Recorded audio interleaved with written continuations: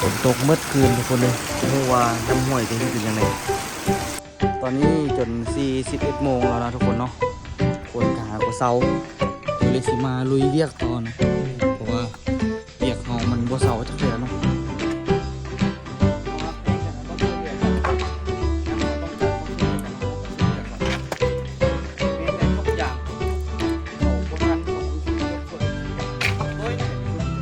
สบายดีตอนสวยนะทุกคนเนาะตอนนี้มีกาหากว่าสามารถสังเกตหากว่าได้ยินเสียงน้ำทุกคนตอนนี้น้ำฝนเริ่มไหลมาฮอดพี่ละเด้อน้ำห้วยเฮาต้องได้เล็งมือละทุกคนตอนนี้นี่คือมันเกี่ยมซัดมาละมันอาจจะซัดออกข้างคุณเอามือคืนนี้ตอนนี้คือน้ำไหลลงมาโจกๆละหากว่าได้ยินเสียงนี่แหละทุกคนมันน่าจะแบบว่าเริ่มไหลหลายบอลมาควันที่นี่เนาะปาดติโตตัวนี้คืออายะนอนนำเนาะบักไอ้ลายถ้าพี่คิดว่าเสียงน้ำมันน้ำทอนี่เพราะที่จริงมันน้ำปากอันนี้นี่เนาะปากห่วยเนาะห่วยเกือบผู้ใดนี่ผู้ใดเกือบปกโต้นี่มันนะขาดกิ่งหนึ่งได้นี่เบื้องซ้ายนี่ ซักนี่ก็ได้ใส่เสยได้นี่นะ ทุกคนตอนนี้นี่ก็คือตัวเฮ็ดเยียกไปได้หลายเติบแล้วเนาะมันก่อนหน้านี้นี่ก็เฮ็ดกับต้นตาลเนาะเฮ็ดต้นตาลก็ได้หลายเติบละคันว่าเฮ็ดอันนี้แล้วนี่สิได้ขั้นข้างๆนี่เนาะขั้นข้างๆนี่แปลงให้น้ำมันไหลมานี่เนาะตันขึ้นไปโอ้ถือว่าสมควรได้นี่เนาะนี่เนียนอันนี้คอยแปลงคอยตันไปตอนนี้ก็คือไปได้หลายเติบละเปอร์เซ็นต์เนาะ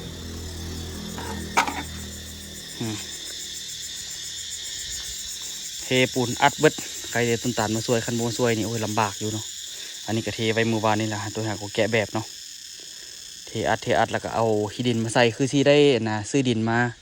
จากรถ2 รถเลยมาทิ่มใส่นี่ไว้คือที่สั่งจาก2 รถเนาะมากองใส่นี่ไว้เพื่อที่ได้แบบเกี่ยมไว้ตักมาปูมาปรับระดับทั้งหน้าดินนี่เนาะเพราะว่าที่ได้เทพื้นอีกโอ้เทพื้นนี่ก็เติบหนึ่งอยู่ได้นี่มันธรรมดาเนาะเฮ็ดทางเบิดดิแล้วก็บัดเทพื้นนี่ก็สิได้ซอกกันนะซอกจ้างคนเนาะจ้างคนมาเฮ็ดบัดเดียวให้มันแล้วเลยหินกับทรายบ่ฮู้สิพอบ่แต่ก็ขอให้มันพอเนาะภาวนาอัดไปโอ้สบายใจทุกคนเห็นเป็นรูปเป็นหางหลายละ2 คานคือยึดเกาะกันเรียบร้อยเนาะมีแต่สิได้เก็บรายละเอียดปะนั้นคานลุมคานเทิงเรียบร้อยเฮ็ดสูงเติบก็คานกระไดไปแล้วสิได้ถมเนาะทุกคนถมให้มันเพียงกันแล้วสิได้เทปะนั้นเทซัดมาเดียวเลยเนาะโซเซียตเทพื้นแล้วโซเซียตอันน่ะฝาปิดแล้วโอ้ฝาปิดนี่ก็เติบหนึ่งนี่นี่โซซีแล้วนี่เนาะบ่ธรรมดาบอกเลยบ่ธรรมดาเวลาน่ะเขาเจ้าถมดินเนาะทุกคนบางมีคนถามว่าเวลาถมสิถมจังไดเสียรถเขามานี่จังไดที่ทะลุกำแพงนี่มาวะแต่ว่าเข้ากำแพงนี่กะมีได้เข้าปองนี่ได้เนาะคันว่าถมได้แต่ว่าอันนี้กับตัวกับสิอัดคือกันนี่เห็นบ่สิได้กออัดคือกันอัดไอ้มันได้ระดับแต่ว่าบางทีก็อาจจะบ่อัดเพราะว่าต้องได้อัดแหละตัวนี้ก็ต้องได้กอขึ้นกำแพงนี่กอขึ้นให้เป็นระดับไปแล้วก็เวลารถม้านะและทุกคนหันก้นถอกลงมานี่เลยแหละคอยถอกลงมากล้วยปีนี้บุ้งสิท่านได้กินวะเนาะ บางทีสิอัดและสิลองเบิ่งลองไส้ปีนี้เบิ่งแต่ไหนก็คือสิแบบคือสิบ่ทันได้ถมดอกปีนี้เพราะว่าต้องได้ถ่าท่อนมีงบเนาะอาจจะเป็นปีหน้าสิได้ถมปีนี้ขอให้มันแล้วห่วยนี่ก่อนได้ทดลองไส้ก่อนเนาะอุปกรณ์ก็เติมเฮียทรายแล้วได้ป่ะนี่ลุยทุกคนสู้เนาะชีวิตเราเกิดมาสู้อยู่ละเราก็ต้องสู้ให้มันสุดกกสุดปลายไปซะแล้วเนาะคานลุมคานเทิงจองฝาปิดโอ้สบายป่ะนั้นแต่ว่าเป็นอย่างคือเฮ็ดคานสูงตัวนี้เนาะทุกคนเพื่อแบบว่ากันแบบให้น้ำเวลามันมาเซาะเขาให้มันแบบให้มันกุ้มเนาะทุกคนเฮ็ดคานเอาสูงเนี่ยให้มันกุ้มให้มันแน่นให้มันหนานะทุกคนให้แน่นหนาที่สุดกะเฮ็ดแล้วเราก็คือที่สบายเนาะ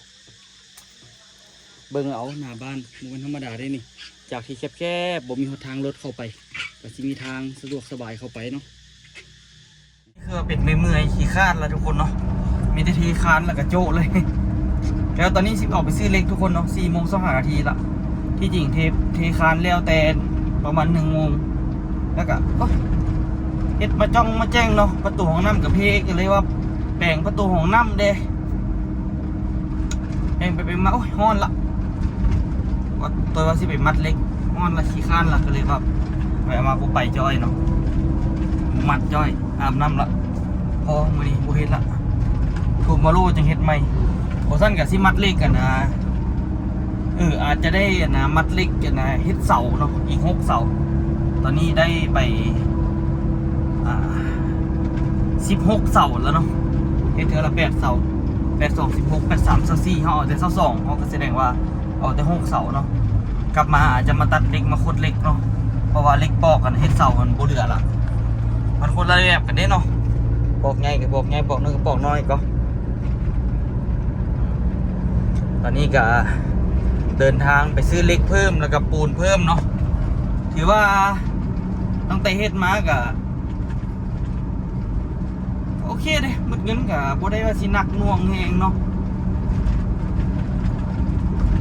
เทียบไว้กับมืดธรรมดาบ่ฮอด10,000ซ้ำตั้งแต่เฮ็ดมาค่อยๆเฮ็ดค่อยๆสร้างไปอันไหนจะว่าอันไหนก็เป็นเงินมาเลยเนาะกะว่าใจแท้นี่อยากขี้คร้านให้มันเร็วทั้งเบิดจนฮอดอันนั้นพูดแหละจนฮอดอันน่ะทั้งปากห้วยพุ่นเนาะมันจังสิสะดวกไปเดี๋ยวลุยทุกคนไปซื้อเครื่องก่อนเจ็บท้องทุกคนกินมะม่วงมันสวยนี่บ้าด้วยตัวกินได้กินบ้ากินปันแม่มันกินมืดไป3 หน่วยกินมะม่วงส้มพะนะคือว่าอยากกินส้มเอาแท้เอาว่าเดี๋ยวนี้เจ็บท้องเลยเงินหลังนี้เฮ็ดใหม่ๆสีเลียวละมาเฮ็ดเงินลังเฮ็ดกำแพงเนาะมื้อนี้ก็ถือว่าเฮ็ดเวียกกับมวนอยู่ได้เพราะว่ามันบ่ได้ฮ้อนเฮงเนาะมื้ออื่นนี่ตัวก็สิไปมัดเหล็กแต่ว่าเบิ่งฝนคือสิตกอีกนี่เบิ่งพยากรณ์อากาศก่อนซื้อเหล็กซื้อปูนกันเด้อปูนก็มืดละเนาะตกมืดคืนทุกคนเลยเพราะว่าน้ำห้วยจังสิเป็นยังไงยังมืออื่นเช้ามาเบิ่งกันเนาะตอนนี้ก็5 โมงยังละน่าจะเขาเอิ้นว่าตี 4เนาะก็สิตี 5ละจักสิเป็นยังไงแหละน้ำห้วยมื้อนี้ฝนตกแห้งเมื่อคืนเลยเนาะคาใจลุกมาเบิ่งซะสิเศร้าละนำบ่ทันมาเนาะโอ้จะได้ยินเสียงน้ำบ่ทุกคนป้าดู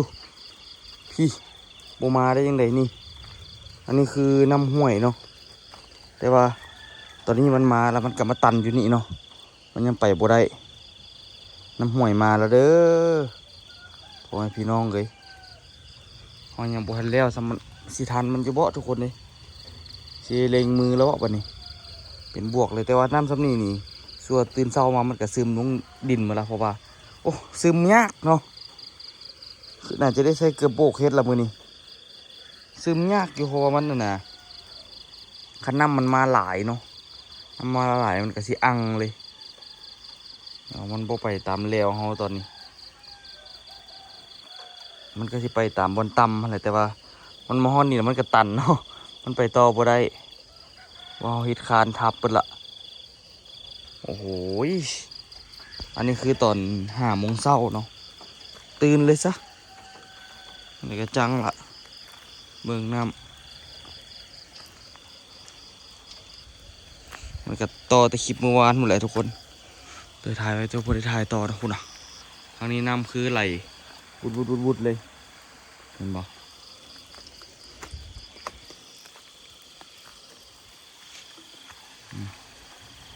ฝนตกแห้งทุกคนโอ้ยฝนมาอีกละกลับดีกว่าสิเปียกกันละมือเศร้าจึงมาเบิ่งน้ำกันเนาะ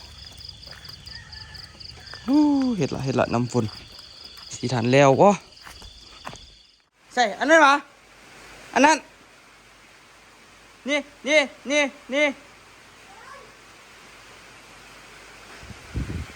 แล้วซาทุกคนในวันสิบเฮ็ดเบียกอุตส่าห์ใส่เกือบโบกเนาะภาษาลาวเกือบโบกโอ้แต่มื้อนี้ก็เป็นมื้อที่อากาศดีทุกคนเนาะฟ้าฝนกะโอเคเนาะทุกคนว่าสิเป็นมัดเล็กละสภาพคือสิได้กลับไปนอนฟ้าฝนมันเป็นนั่นนี่พดโอ้มาจันกังขนมแปลงกังขนมมันเฮ็ดนานพักตัวสิไปมัดเล็กอยู่แต่ว่ามองข้างหน้านี่มัดบ่ได้เลยทุกคนน้ำหุ่งเนาะน้ำห่วยมาแล้วเด้อน้ำฝนมาละ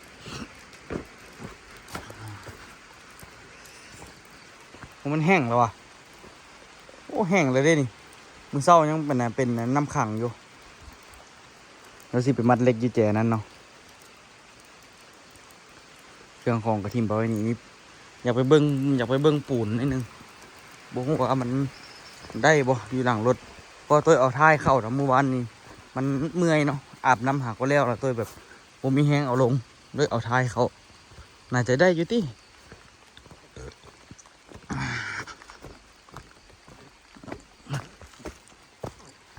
ได้อยู่ดอกเพราะว่าหัวรถมันเข้าไก่พี่ละ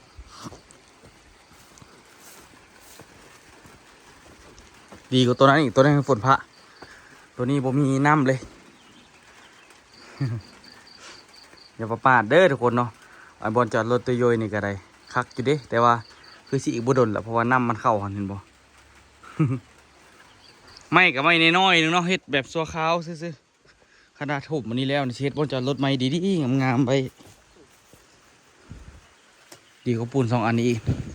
ปูน2 อันนี้ยังฝนพระแต่ก็ได้อยุ่สำนีเนาะเพราะว่ามีเจียมีอย่างกันอีกเนาะนี่บนจอดรถคักบอข้างหน้ารถจะมางามเนาะเบิ้งน้ำขังฝนเริ่มสิมาแห้งอีกแล้วทุกคนเด้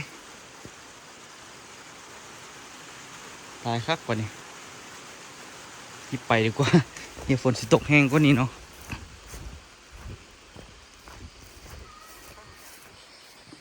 ว่าสิมัดเล็กต่อสนอกให้มันแล้วทางนี้แต่ทางนั้นนี่อาจจะมัดบ่ได้มันมีน้ำเนาะ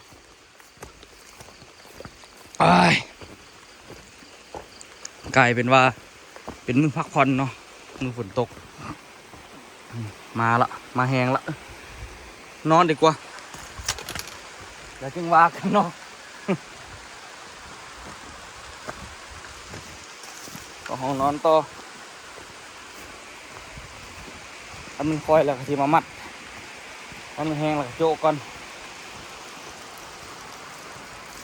ใครเสียตัวทันตั้งเสาเท่ก็คือว่าโชคดีทันตั้งเสา2-3 เสานี้เนาะแล้วสิได้แปลงขอบนี่แปลงมองคานไปนี่ได้อยู่ยังบ่ทันแล้วสำน้ำห่วยเริ่มมาต้อนรับละ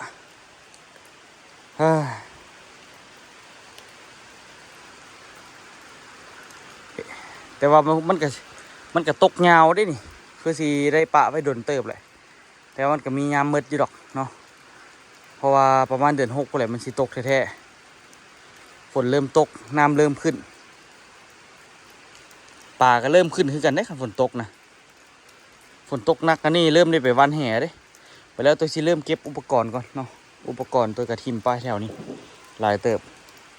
เสี่ยวกระสอบไปใส่พวกบรรทัดเทียงครีมพวกนี้เนาะซีเมนต์เครื่องดีๆก่อนถ้าฝนเซาหรือซีเมนต์หลายอย่างหลายอันอยู่ทิมอยู่พันมันรอบงหอยน้ำเมื่อคืนนี้ตื่น4 โมงครึ่งแล้วนอนบ่หลับเลยทุกคนขั้นต้นไปนอนตอนนี้แหละหลับเนี่ยโอ้คือสิเป็นหลับมันประเสริฐขนาดหลับยากโคตรโชคดีแต่เทคานอันนี้แล้วเมื่อวานนี่ตกกับบุญญาณแล้วเนาะเทคาน3 อันนี้แล้วโอ้3 อันนี้คานยากกี่เดีเพราะว่ามันสูงเนาะทุกคน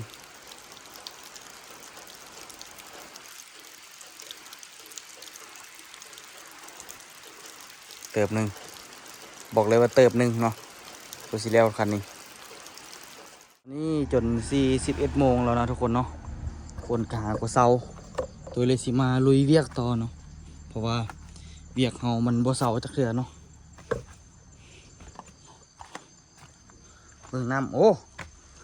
น้ำเฮานี่ก็เบิดแล้วได้ล่ะเดี๋ยวตัวสิเริ่มทางนี้ก่อนใจแท้ก็อยากมัดเล็กเทคานทางนี้ก่อน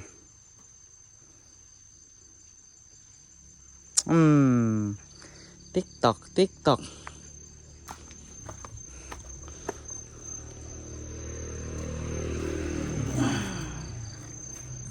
เสื้อเก่านี่เนาะเบิ่งน้ำก็ยังมีอยู่น้ำก็ยังไหลอยู่แต่ว่าดินมันยังบ่ทันอิ่มน้ำเนาะคันอิ่มน้ำบ่ได้นี่แหละสิซวยเห็นบ่น้ำพอมันไหลลงมาฮอดจุดนี้มันก็ซึมลงไปกองนี้ขนาดน้ำนี่มันอิ่มน้ำบ่ได้อิ่มน้ำบ่ได้แหละตัวสิซวยเพราะว่ามันสิไหลเข้าไปหาเนาะโอ้แดดออกแล้วบัดนี้เมฆเริ่มออกเมฆเริ่มเปิดแล้วโอ้เดี๋ยวตัวสิ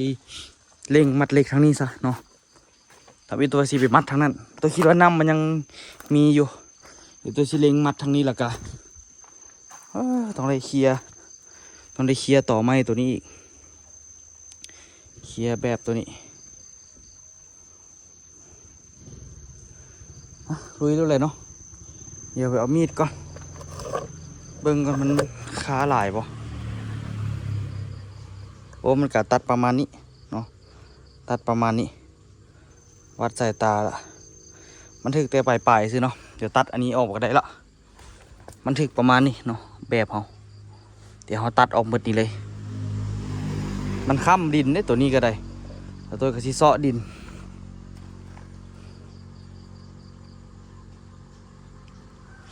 มันสิได้เซาะตัวนี้ไปแปลงตัวนี้แปลงทางตัวนี้เนาะแกะแบบก่อนซะเนาะแกะแบบก่อนจึงว่าโบได้เฮ็ดเวียกนี่มันคือเป็นจังได๋แปลกมันแปลกมันว่างๆมันคือบ่มีประโยชน์เนาะ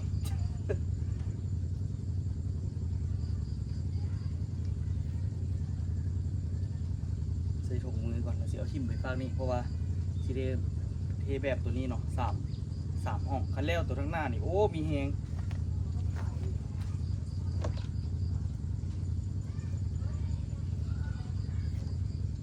แต่คนบ่ค่อยเฮ็ดเวียกบ่ฮู้ว่าเฮ็ดหยังอยู่เนาะตัวนี้บ่ได้เฮ็ดเวียกนี่คือเป็นจังได๋ฮู้โอ้เดี๋ยวเอาอันนั้นดีกว่าเอาคันโฮมมากล้องกั้งให้โทรศัพท์เดี๋ยวโทรศัพท์ร้อนเนาะแดดเริ่มออกแล้วดิ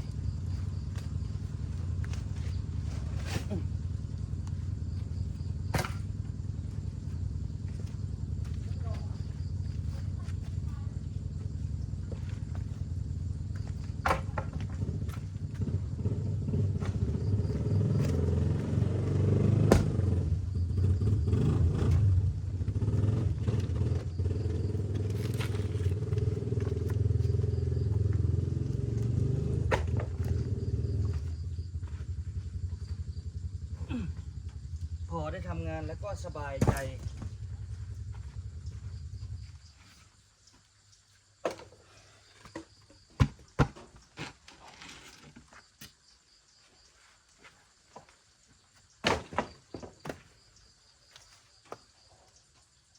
เอาขันห่มมากั้งโทรศัพท์ก่อน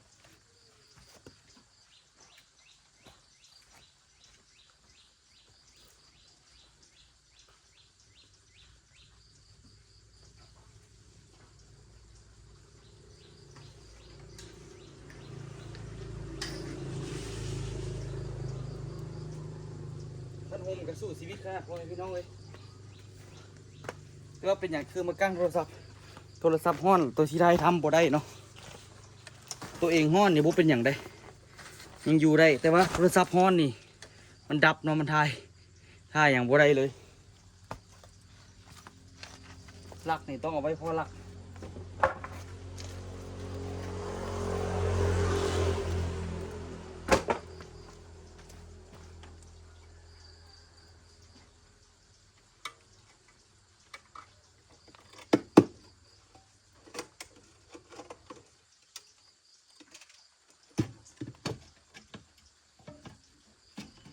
คลิปทีอย่างแล้วล่ะมัดแบบไว้เนาะ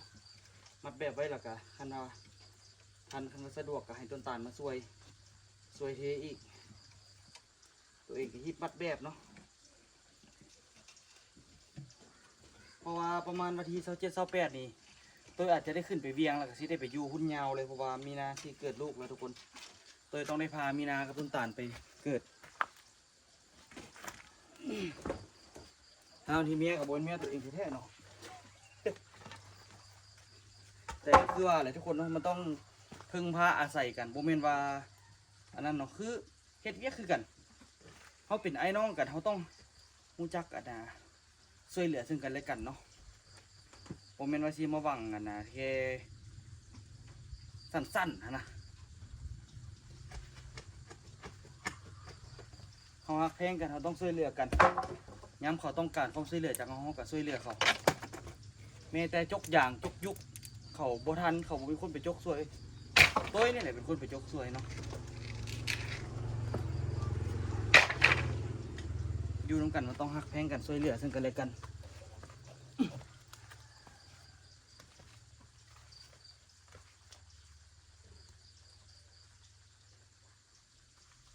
ติดแสลงกับจักที่ใส่หูหาบุหิดเลย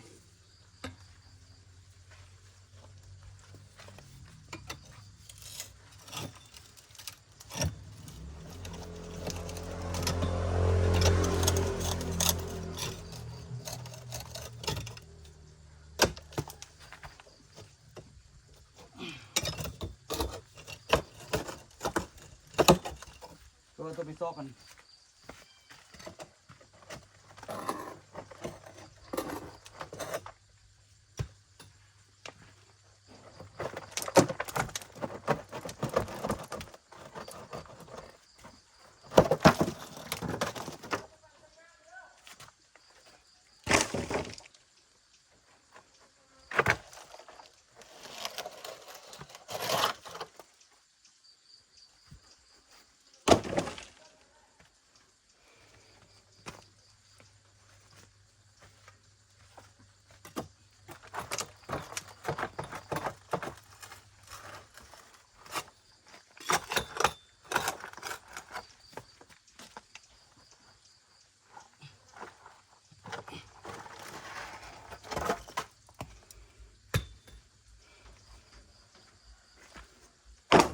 โอเคเนาะ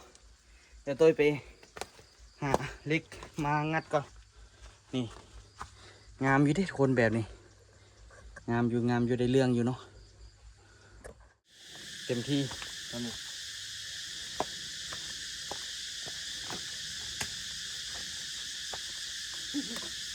จะแกะออกหรือเปล่าสิ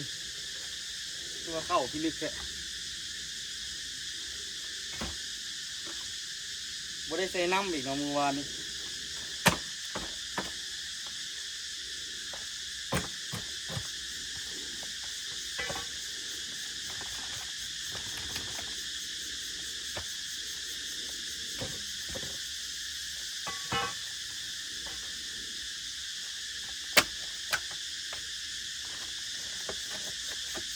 เฮ้ยอาจจะออกอยู่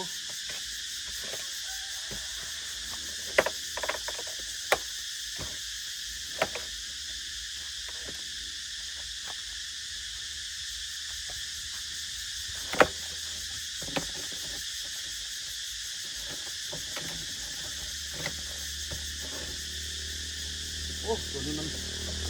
สูงลึกเลยเดี๋ยวบ่ได้เอาน้ำใส่นะเมื่อวานนี้นะปัญหาเลยเนาะ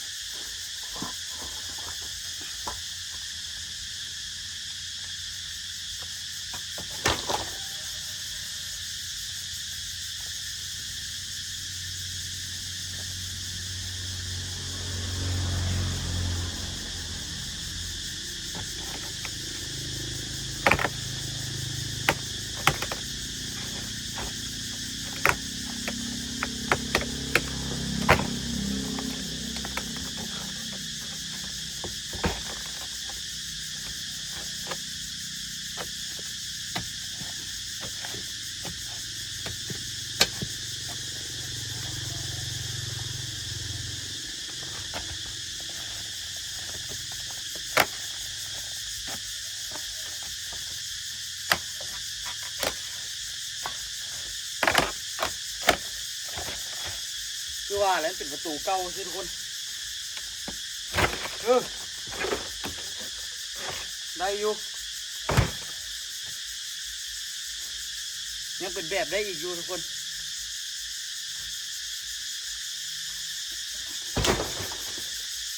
โอ้ถือว่าเนียนอยู่เด้อฟ้าคันมีแบบดีนะนี่ทุกอันเบิ่งเนียนกิ๊บเนาะคันตัวเทได้แบบนี้ทุกอันนี่พี่ลึกขนาดเลย แบบนี้เบิ่งอันนี้หมักหินทั้งนั้นเบิ่งเท่านี้ปูนเน้นคักเนาะป้าโถเนียนกิ๊บมันไปเฮ็ดมาแบบตัวนี้แหละคือสิงามบนมูมันเนียนเด้เนาะแบบมันใหญ่มันเนียนมันบุคือแต่ละอันที่เฮ็ดว้ายตายไปเทบุฟจากที่เบิ่งแล้วนี่ฟากนี่สูงกว่าฟากนี่เนาะให้ต้นตาลวัดสายตาในบริเรื่องไปวีลากลับมาเบิ่งเองตัวนี้ก็ยังสูงกว่าฟากนี่อยู่ดีจักไปเบิ่งยังไงวะเพราะตัวเป็นคนน่ะนะวางจุดละให้ต้นตาลเบิ่งให้เนาะแกะแล้วล่ะทุกคนเลยสูงกว่าหน่อยนึงพอเป็นปัญหาดอกเนาะเพราะว่าเจ้าหน่อยเขากะก่อบล็อกเอาจับระดับบล็อกแล้วก็ก่อเอานี่เห็นบ่มันสิเจิดขึ้นหน่อยนึงดีแทบยับลงประมาณจัก2 เซนเนาะหรือว่าประมาณ1 เซนนั่นน่าจะพอดีให้ต้นตาลเบิ่งระดับให้ตัวเบิ่งด้วยตาเปล่าก็ยังหู้ว่าทั้งนี้สูงกว่าละยามันเนาะคือว่าแกะแบบเรียบร้อยละสุดที่แล้วทุกคนเป็นสภาพตัวถุงมือใหม่ๆเหลือบึ้งเสื้อสุดยอดเลยแหละเห็ดกับสวงฝนตกตอนนี้เปื้อนบอกให้เบ้านี่เห็นว่าคานคักปะวันนี้นี่แหละคือห้องระบายเนาะพอเราปรับดินนี่มันเพียงเทพื้นเนาะระดับมันก็สิอยู่ประมาณนี้แหละพอสูงบ่ตัวมันต่ำเลยใจแท้ตัวบุยักขนาบุยักเทพื้นเนาะไม่ได้ขี้ดินปรับใจแล้วก็ขั้นสมมติว่าน้ำมันไหลมาขนามันสิมีพวกเศษขี้เหงื่อมีอย่างมาอยู่แล้วทุกคนเนาะมันก็สิมาข้างอยู่นี่ระดับก็ถือว่าทางนั้นจากสูงแหงเนาะสูงแหงกระยามันตัวสีปั๊บอ๋อตัวนี้มันสูงหลายตัวกระสีปั๊บให้มันเพียงทั้งลุมเดียวสูงแหงบอกะเบิ้งอันนี้ประมาณคือประมาณ30 เซนเนาะคานตัวนี้ส่วนคานตัวนี้น่าจะประมาณกับประมาณซ้ำๆกันจะได้ล่ะประมาณ30 เซนขึ้นกันล่ะน่าจะซ้ำๆกันอยู่ระดับนี้ที่มันเพียงตัวนี้แหละแล้วก็ก่อขึ้นอีก3 ก้อนเนาะมันก็สิเหลือประมาณพี่แหละทุกคนก่อขึ้นบวกคานนะถือว่าสูงอยู่เนาะทุกคนเนาะเหลือเม็ดกลัวเหลือเม็ดกลัวคุณเม็ดซาวคุณน่ะวันแล้วนะปูนเหลือค่อยเอาปูนมาโปะเนาะบนแจแบบนี้เนาะเอาปูนมาโปะใส่อันนี้คือกันเอาปูนมาโปะเพราะว่ามันมีไม้มาอัดเด้ไปแล้วจึงแก้ทุกคนบ่ปัญหาดอกอันนี้ง่ายๆเนาะเอาปูนมาอบมาโปะมายัดมันสุดท้ายก็สิได้เทพื้นคือเก่าเฮ็ดคานจองอย่างเรียบร้อยนี่โอ้ยจ้างกับบ่ล่มทุกคน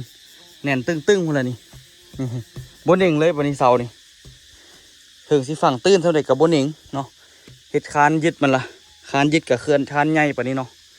ยึดลุ่มยึดเทิงโอ้ยซ้ำที่มาป่ะนะแต่ว่าเทนี่ตัวซีเฮ็ดฝาปกนี่ตัวซีเฮ็ดเอาหนาทุกคนสีลายกับประมาณนี้พี่แหละเนาะประมาณนี้พี่แหละตัวซีเฮ็ดนะความหนาของฝาปกนะสมควรอยู่เด้อันนี้ก็น่าจะประมาณ7-8 เซนเนาะความหนาของมันมองนี่กิ้วๆเด็ดไปแล้วตัวซีเอาปูนโปะเนาะเอาไม้มาใส่แล้วก็เทปูนซะอีกมันกิ้วโพดแบบไม้มันใหญ่แล้วมัน ยับดันเข้ามาในเนาะแต่กับบ่ปัญหาดอกสำนีมันก็ได้อยู่นั่นแหละ